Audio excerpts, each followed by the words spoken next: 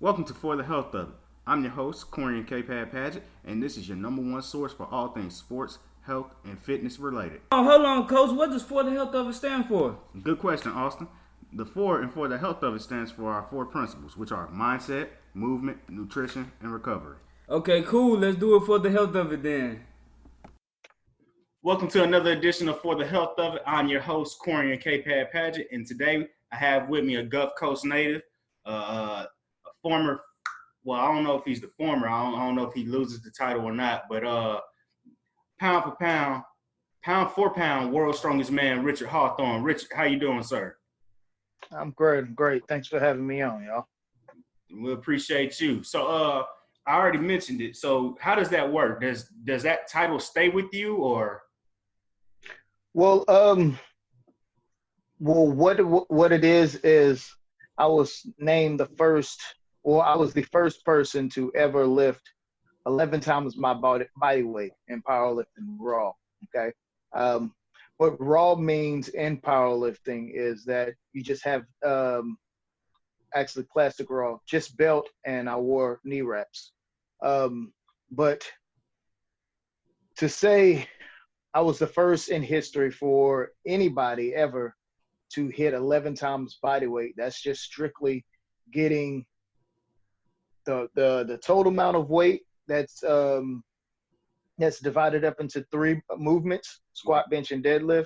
You get that total, and then you divide your body weight to that number. It's been, I know it's probably one other person that I know for a fact that has done that, but the number as far as times body weight has been, I have had the highest divided number. That was in 2013. There could have been somebody. I'm not sure, but as of then and to this day, I believe I still have that highest coefficient number. Okay. Hey, so, talk to me about that, man. Talk to me a little bit about your journey into powerlifting, because you're not 40 yet, right? You're what, 36? 37. 37. Okay. So you're a couple years older than me. You went to St. Martin, correct? That's correct. Good deal. Good deal. So how did you get started into not bodybuilding? How did you get started into powerlifting? Well, biggest thing is my ninth grade year. Going into my ninth grade year, they have powerlifting in St. Martin, and I was new to it. My eighth grade year and seventh grade year, yes, I was introduced into lifting, but it was just, field house type stuff. You know what I mean? Everybody want to play football. You know what I mean? So you got to be in the weight room. But my ninth grade year, they needed a 114er. Okay, and they didn't have one, and one of my good friends and his brother stayed in the neighborhood with me, and it was like, hey, we're lacking a 114er. Would you be interested? And I was like kind of hesitant, and it was like, man, you're light, you'll be great at it. So they boosted my head up, you know what I mean? And I decided to do it. And the first meet that I had, I didn't have anybody to compete against. Obviously, if they was looking for a 114er, in St. Martin, obviously it was a weight class that wasn't as predominant, in that region. You see what I'm saying? So going into regionals for powerlifting, it was just me. So I got to lift, whatever I did. Actually, it was one other person. But I got to lift, and I won it. And then the second meet, because there's only 3 competitions that whole year, Right. in powerlifting. So you have regionals, you have South State, and you have state. That's crazy. Yeah, all right. So South State came along, and there were 2 other people, Mhm. I lifted in it, and it was a little closer, but I pulled it off. And then came state, my ninth grade year, I got up there and it was a full roster. Like, I'm like, okay, I got competition, you know what I mean? So looking, and it was, I want to say eight competitors. Um, it was pretty intense. It was the first time that I had to worry about, obviously, because I only had two competitions before that. I had to worry about what other people were doing. Okay. And typically, still then, and still to this day, I never think about what the other people doing. But since it was my first meet of real competition, it had me, wondering, But when it was all said and done with, or before it was all said and done with, it came down to the last lift. I was down X amount of weight, and I had to pull a certain amount of weight to tie. Okay, and in powerlifting, when you're the lightest person Mm-hmm. and you tie the actual weight of somebody who weighs heavier than you, then you're the winner.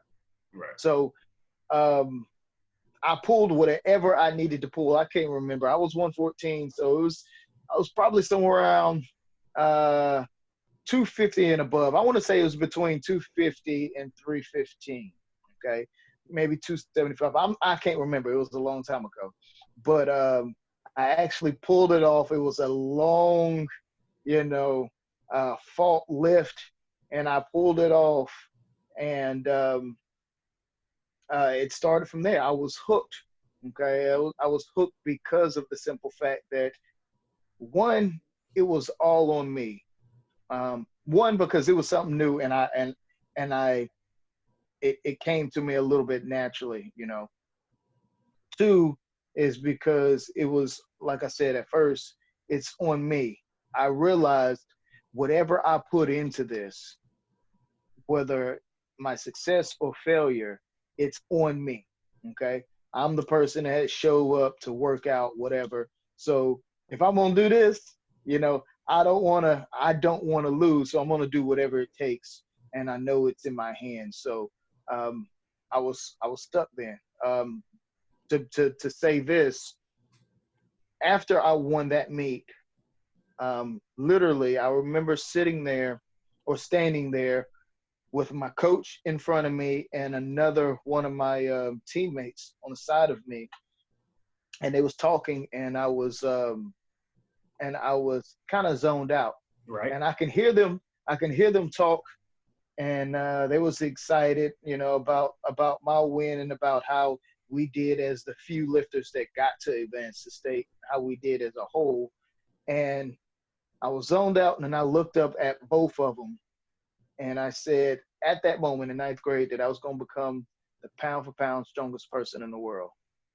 13 years prior to me actually achieving it. Nice. That's what's up, man. That is what's up. So let's fast forward through high school. Are you playing any other sports before your senior year, or are you just strictly all powerlifting now? So I was an athlete because of the neighborhood I grew up in. We played sports all day, every day. We stayed outside. So in school, I wanted to play every sport. I've played every big big league sport as far as baseball, football, basketball. But through high school or junior high to my 10th grade year, I played football, basketball, ran track, and powerlifting. Okay.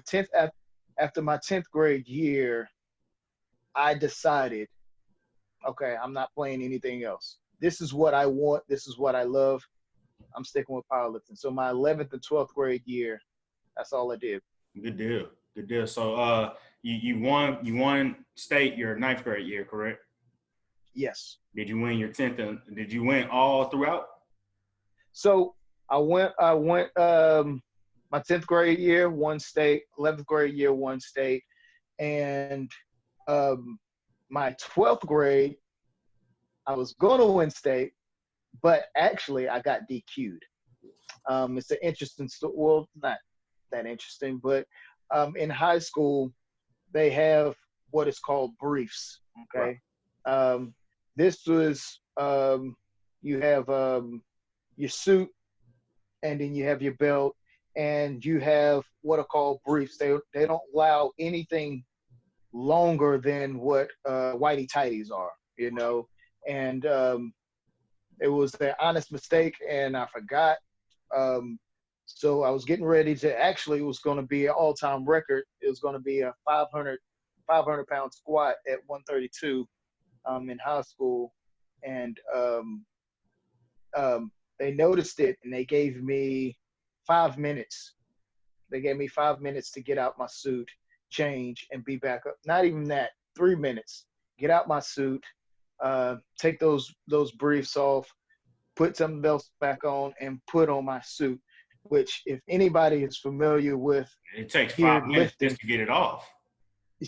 Yeah, exactly. So at that point, I was like, I'm just going to squat. You know what I mean? I know it's going to get DQ'd because it was no use, you know.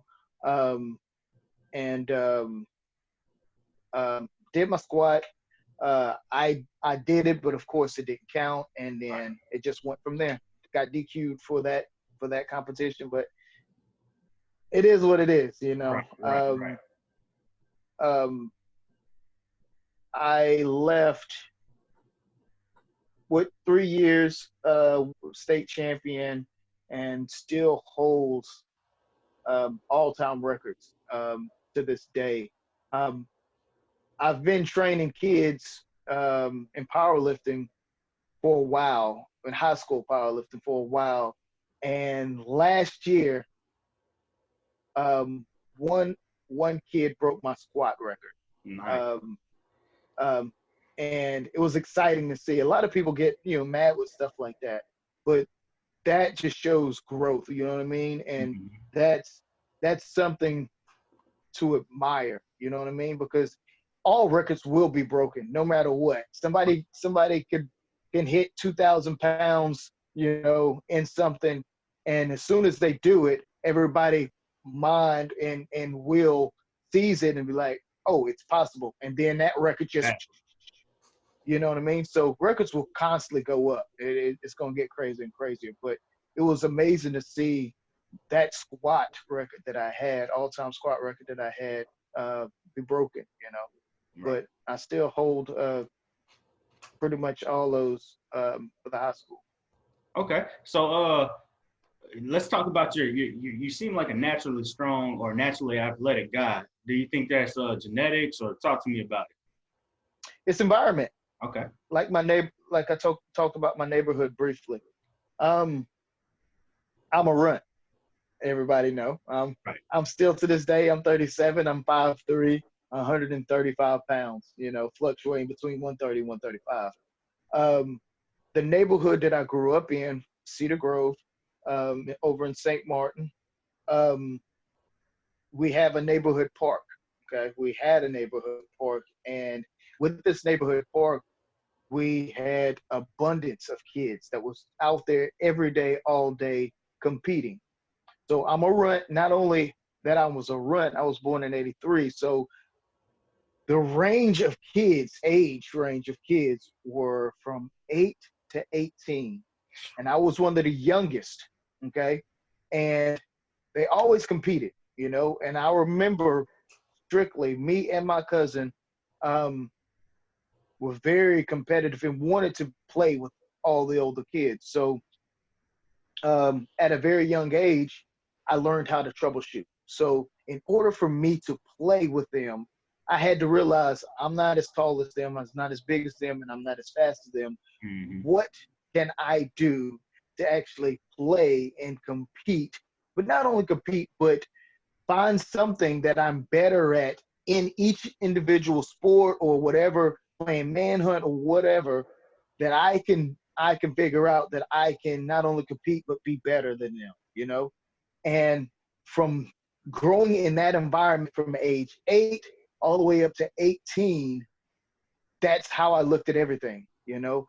I troubleshooted. So what that actually made me do naturally, which I didn't understand then, was the fact that in powerlifting, this is why I'm so good at powerlifting, is when I'm looking at something, I'm a lines, angles, leverage guy.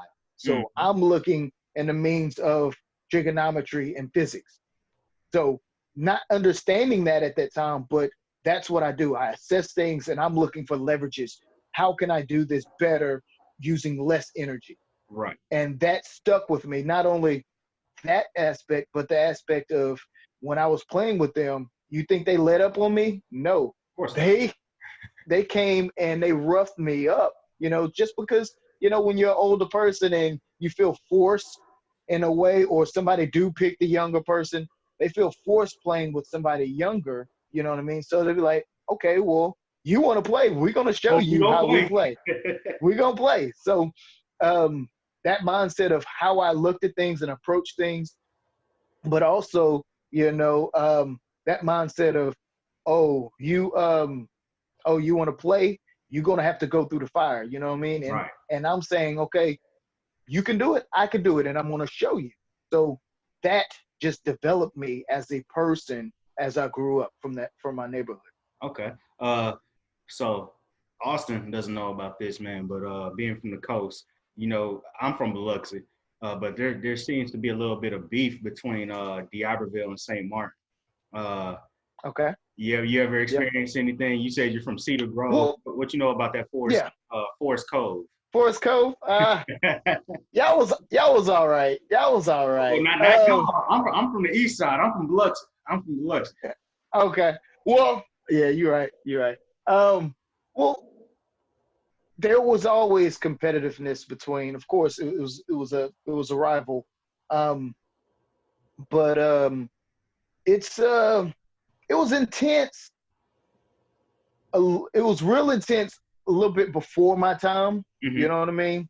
But it was still a hard when it was on the field. You know, playing the game, it was still a hard rival. You know what I mean? But when it came to, you know, like not with all schools, because, you know, Biloxi and Gulfport, it's still rough. You know what I mean? True. That's a real rough rival. You know what I mean? Real true. You know, it gets to that point sometimes. But to tell you to give a dynamic of D'Iberville St. Martin, St. Martin always had pure athletes. I mean, when it comes to talent and it comes to grit, St. Martin always had it. D'Iberville always had great coaching. Gotcha. So it was always that, okay? So because you can look at it in the sports era. Now, when it came to like things like football and baseball at the time, St. Martin always been a pretty good baseball, but football, baseball, like they always did better as teams because they had great coaching. Okay. But when it came to things like track, tennis, cross country, powerlifting, that's where the individual athlete, because they were ready and they was willing to work. But not only that, you know, it was more so I put in what I need to put in, and then we work collectively. Even though it was, you know, individually, we still worked as a group, because coaches in track and things like that, they coach, but they really don't coach in high school. You know what I mean? I know.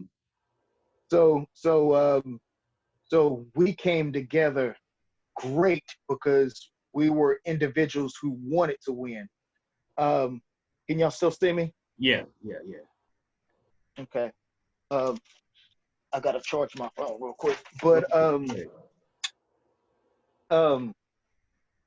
we were great individually, and we understood what we wanted.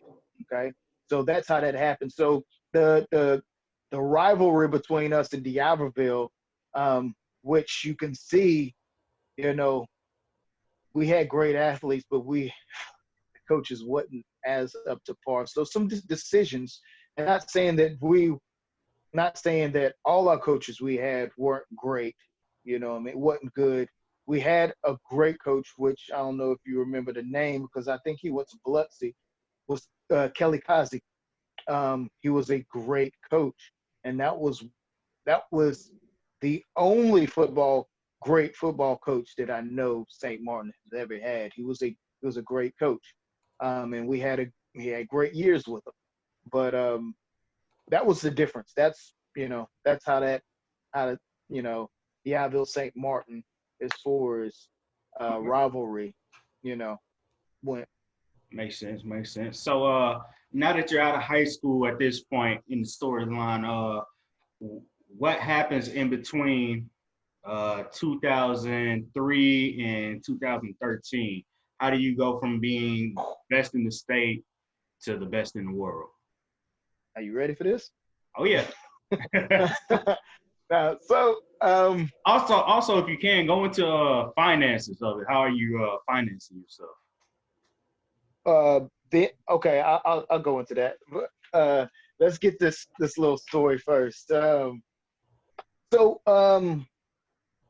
2003, I graduated, and I continued wanting to do powerlifting. Obviously, that's okay with your family and your friends. It's looked upon as like, he out of high school, he still can powerlift. Before I got out of high school, I was already doing national, international meets.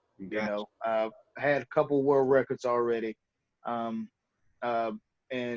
my senior year, I got world record. But after high school, I did my first full meet of doing all three in Georgia. And as a teenager, I qualified for a competition that's called the WPO. At that point, WPO was a show. So the best of the best were allowed. You had to qualify. That's the West Side Barbell guys and all them, right?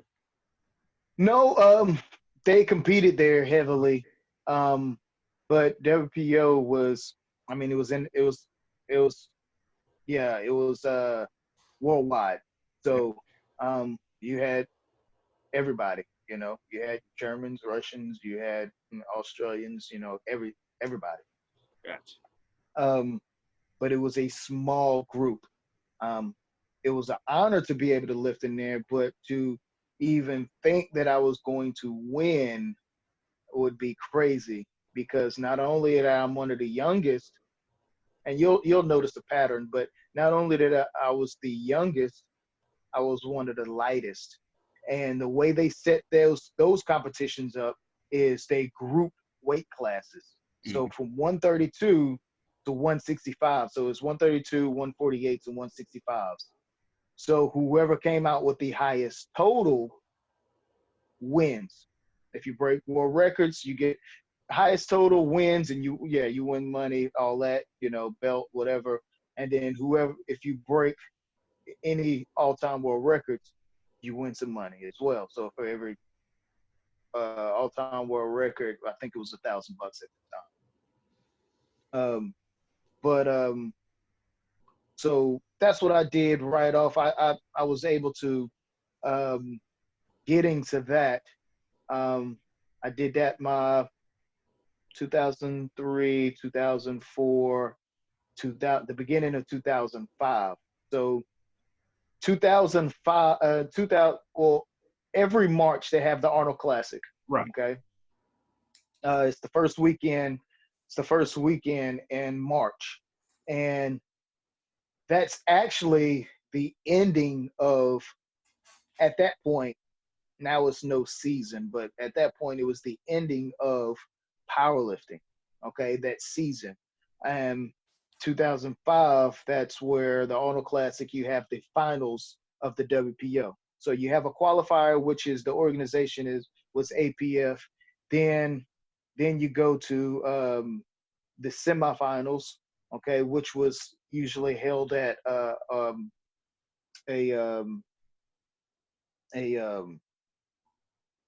I can't even think of it.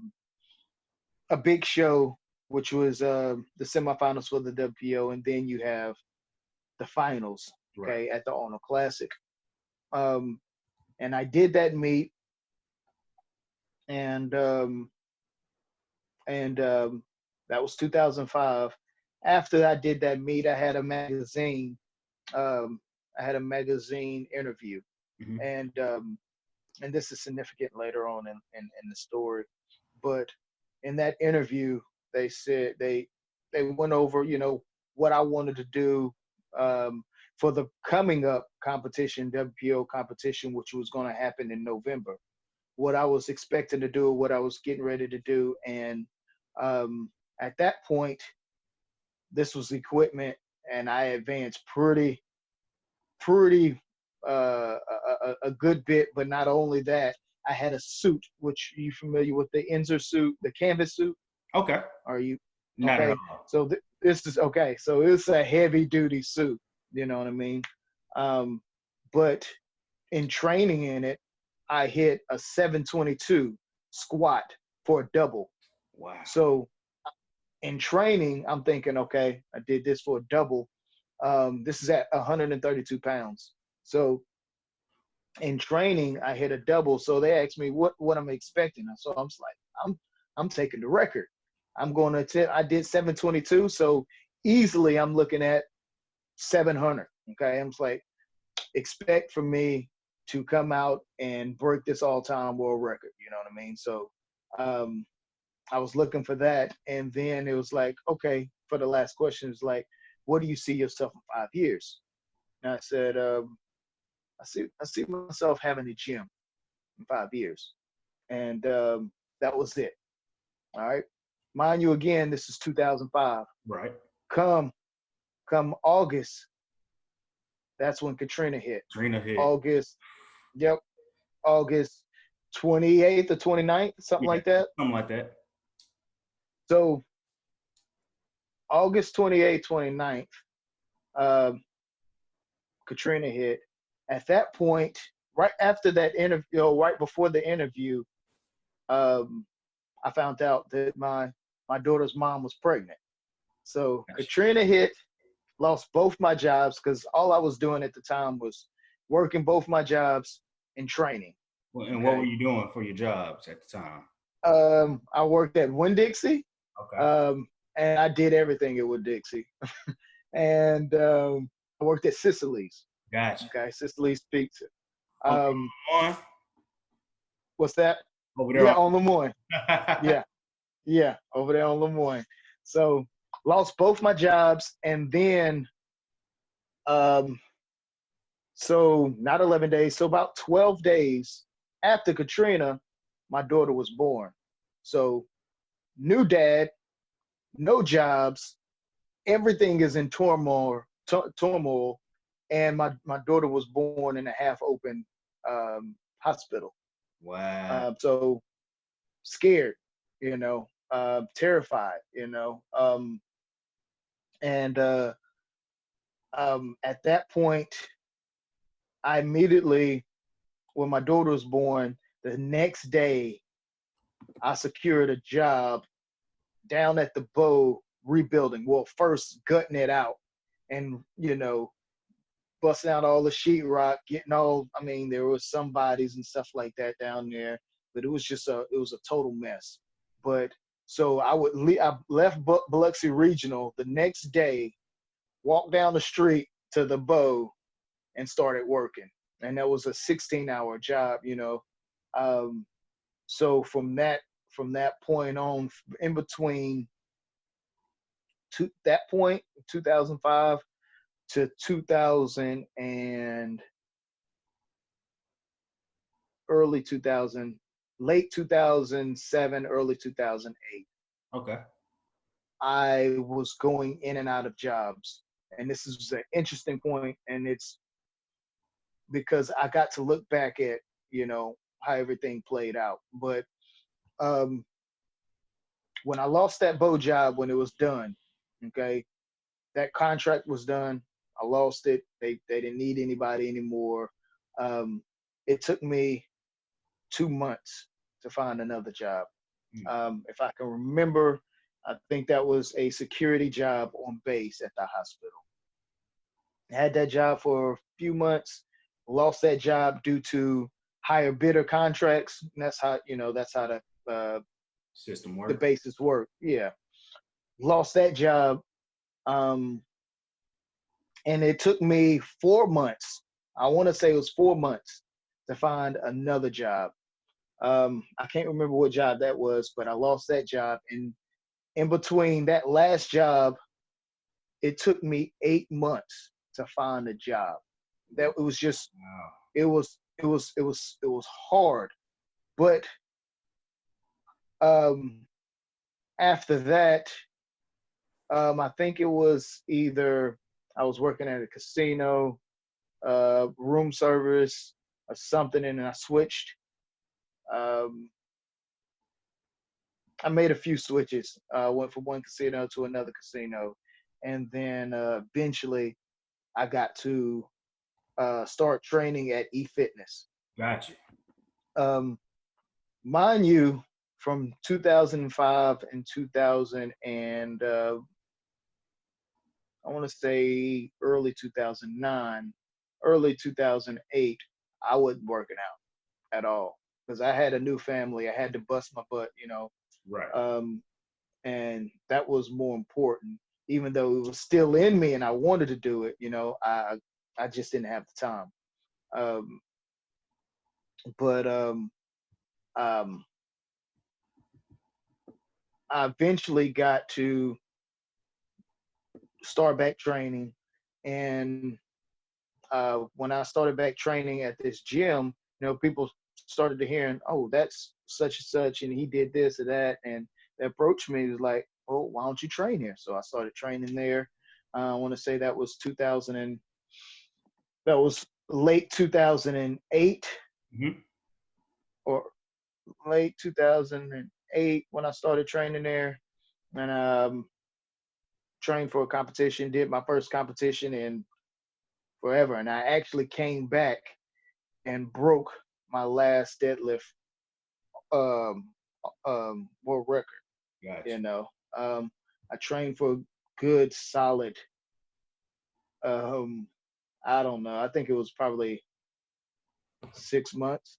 And Okay. came back and it was still in me. I still had the fire. It's not a physical thing, and we'll get into that later. But it's not a physical thing. It's a mental thing of really what you want. And I already had the upbringing and that instilled in what I wanted.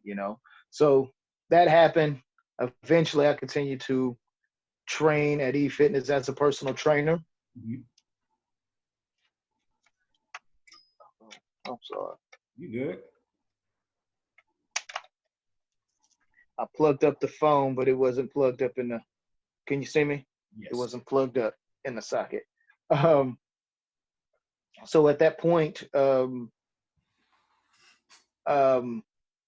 was training as a personal trainer, and then it was called Prezi Speed School. I started training. Yeah. So I started training athletes because it was right up my alley because I was already good at angles, teaching people how to run and things like that. So it was just, that was natural to me, the angles and understanding all that. So I started training there. And as I was training there and working out at eFitness,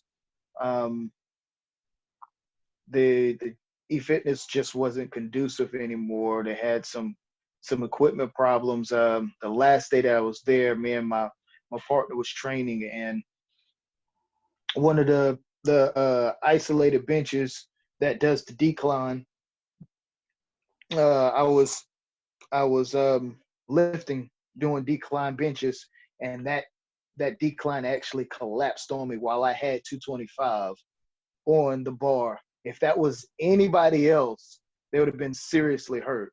Wow. But that was the last day, and that was that was um, that was when me and my partner started looking for spaces. And in late 2010, I had my gym, which was 5 years, legitimately 5 years from when they asked me, where do I see myself in 5 years? So Yeah. we opened up a little dry dock storage. It was 800 square feet. Um, at that time, I had left. In between that time, I had left the gym as far as work wise, and I was a bartender, and I was making some mad money. I was slinging drinks, you know what I mean? And I saved up some money, and I started filling the gym up with equipment. It was 800 square feet, and then people wanted to lift around me, wanted to be around me, and experience some of the things that I picked up in my experience. And it started as that. 800 square feet went to 1,600 square feet, went from 1,600 square feet to 2,400 in that dry dock storage. And then um, um, 5 years later in that spot, I was blessed to um, somebody to invest in me and put some of my money in to um, to develop and create what I had over here in Diaville, Southern Lead, as everybody know it as of now. Right. It's 22,000 square feet. Nice. So I'm gonna stop you right here, Rich. We're gonna end part one right here, and we're gonna pick up with part two.